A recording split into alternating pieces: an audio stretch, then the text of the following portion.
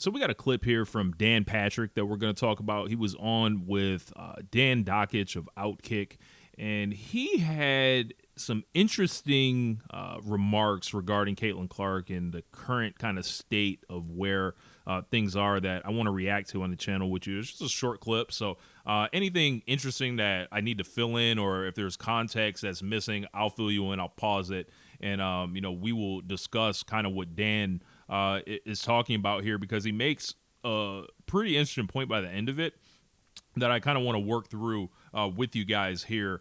And make sure you're liking the channel, subscribe, do all that jazz. That helps me out a great deal. So let's pull that one up right here. Well, it's getting dirty. It's getting dirty. She's a very bright woman. I'm a little surprised that she included Caitlin Clark in the conversation, and even though they have the same agent, it looks like he's talking about Nafisa Collier right there, having the same agent. Feels like the WNBA turned on Caitlin Clark. Now they're turning to Caitlin Clark to say, hey, you know what, we need her. Hey, this private conversation I had with the commissioner said Caitlin should, be thankful. She should, everybody should get down on their knees because the amount of money. This commissioner, has done some positive things. They have 5 new expansion teams coming up. They got a TV deal. So there's some positives there. It's the role of the they have new teams and they have new people willing to invest because they see a runaway train. They see the money train leaving. It was a great story when Hulk Hogan became a bad guy in WCW. The thing was they had to convince him to do it. But the reason he was able to do it because he saw the money train leaving without him, with Kevin Nash and Scott Hall with this huge angle. And they were able to get Hogan basically convinced because of the money. Just like these owners are able to be convinced because of the money that's exploded in light of Caitlin Clark's entry to the league. Commissioner is kind of to give the presentation of the growth of the game, but also keep the players down. You got to keep them down to a certain level. There's only so much of a financial pie that's going to be available to these players. Are they going to make $300,000? Maybe someday, but Caitlin Clark shouldn't make $78,000 a year and then be thankful that she gets to make $16 million off the court. The WNBA needs Caitlin Clark. Caitlin Clark does not need the WNBA.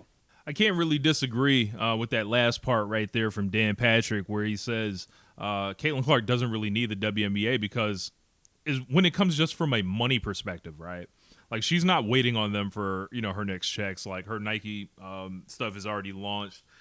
We know the speaking engagements are about to go crazy in the off season. $500,000 a piece on that. Let's say she does want to play in an overseas league. I'm sure that doesn't come cheap. Let's say she wants to play in Unrivaled. She's going to take them to the bank. And then, as some of you may have heard about the Project B league, which has Saudi Arabian money backing, will be taking place in Singapore and different other parts of the world. Has Candace Parker involved as an investor, some other basketball names in there as well. And they allegedly have one WNBA player committed, and people are throwing a number around of around $50 million could be like salaries that they're throwing around. Now, when we're talking about $50 million, we're not even really talking about competing with the WNBA at that point in any sense of realism. We're not looking for the WNBA to get anywhere close to that number unless, a massive explosion happens and it makes it, because when I hear $50 million, that is where the top NBA players are right now that have 15 plus years in the league. People that are signing fresh extensions, like Wembanyama is going to come up on that. LeBron in his last year, he's at 50 million. Steph is around that number as well. And that's a whole different angle. But if they're dropping 50 million for this Project B league, anybody is going to play in that. I know there are moral concerns with Saudi Arabia, but the money is going to break you at some point. There's a lot of people that you can look at with Saudi Arabia, the stuff with WWE that's been going back a decade. Nobody really talks about it because it's pro wrestling, but WWE has been doing business with Saudi Arabia for coming up on 10 years now.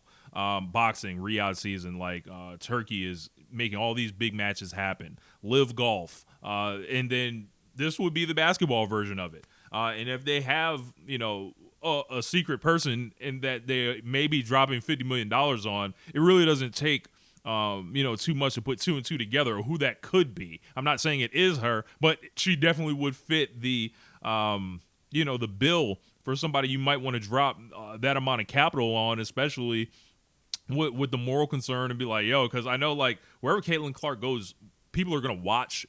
They're going to follow and see what's going on. In Dan's case, where he's talking about the WNBA needs to realize that they need her more than Caitlin needs the league. That's absolutely true. Like they were going to have the Big Ten Network pay her to stay in college before, and she didn't do that.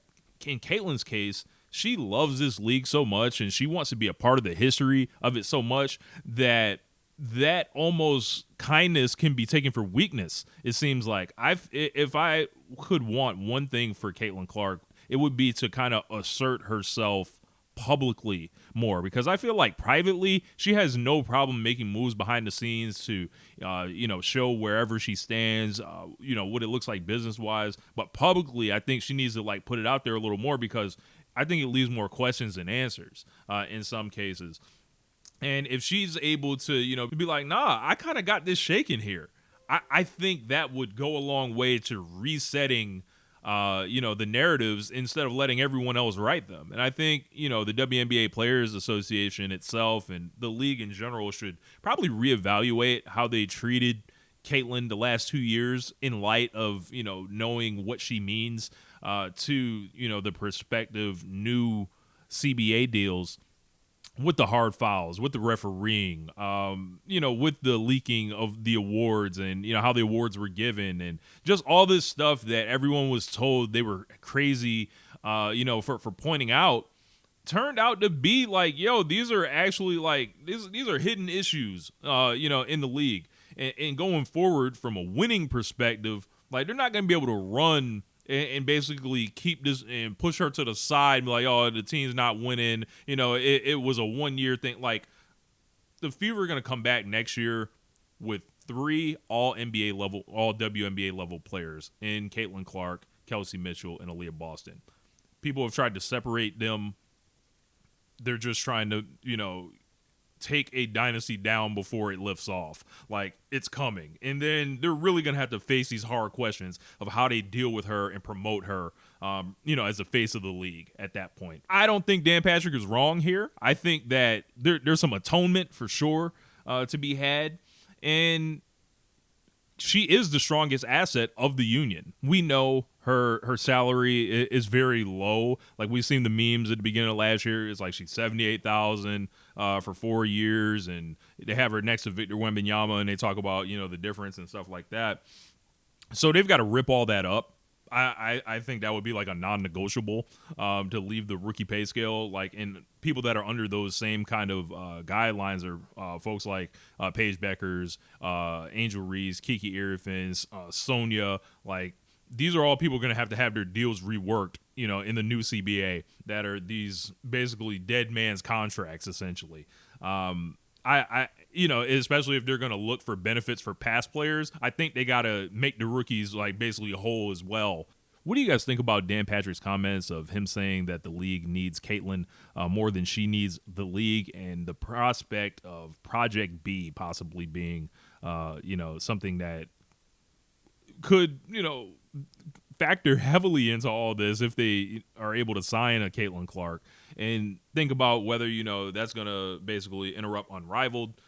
We know it's a winter league presumably to start, but it's going to end up a summer league. There's going to be a ton to this, and we're going to talk about it all. So I'm Rich. Peace. One lifetime.